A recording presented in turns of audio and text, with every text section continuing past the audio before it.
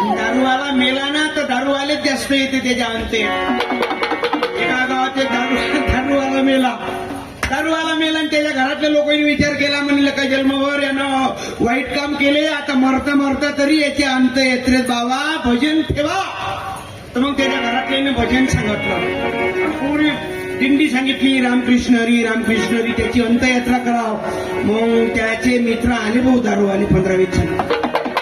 ते म्हणे या भजनावाल्याने बरोबर सांगितलं. त्याच्या घरातले म्हणे आम्ही म्हणजे तुमचा अधिकार काय याच्या, आमच्या पार्टीचा माणूस होता, आम्ही म्हणीन त्या पद्धतीनं अंतयात्रा निघीन. मग घरातले म्हणे मग काय, म्हणे दिंडी कॅन्सल, आम्ही डीजे बुकिंग करून आलो. ते म्हणे मरणात, म्हणे आमचा माणूस आहे, आमचा हक्क आहे, 100% आम्ही जिंकलो म्हणले कायद्यानं, पक्ष आमचा आहे म्हणून तुम्ही काय सांगून राहिले. मग ते भाऊ झालं फायनल द्यायचं. सत्याची जाण नाही, खोट्या लावा आणि लोकांची तिकडेच जावं. मेला दारूवाला, डीजे सांगितले, डीजेवाले आले, डीजे वाजणं सुरू झाले, डीजेवाले आले आणि त्याचे ते 7-8 जण आले. त्या मरणाऱ्या माणसाला घरातून बाहेर आणलं. त्याला अंग धुवायसाठी आपले लोक जनरल बकेट घेतात, त्यानं मोठा ड्राम घेतला. आपले लोक मशानभूमीत न्यायसाठी त्याला भाषाची किडी करतात, बांबूची. यानं 2 मोठ्या बल्ल्या आणल्या. उलटा कार्यक्रम सगळा. आपले लोक दोरीनं बांधतात, यानं तो नारळाच्या दोरीनं ओळसला.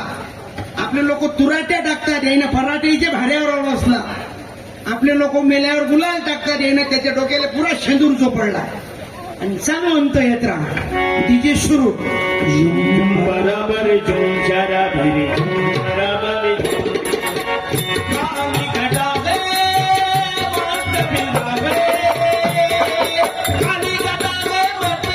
चालली हो याची अंतयात्रा डीजेवर वाजवत.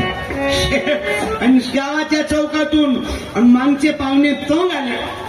शेवटी पाहुणे म्हणे बा हा मुर्दा आणि हे तुम्ही दूर का आता.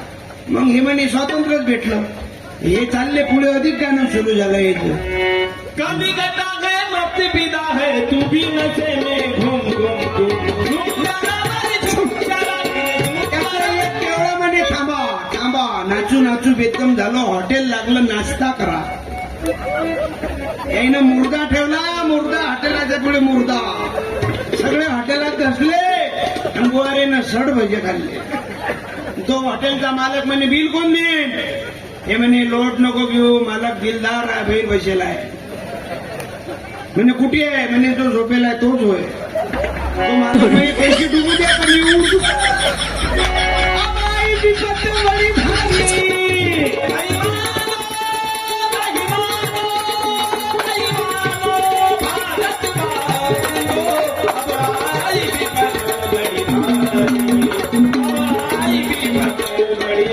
राष्ट्रसंत लिहितात अगर उसको दूर भराना, सर्वांना एकत्रित या, लेकिन हे माझं, हे तुझं, हे अलग करू नका बाबा.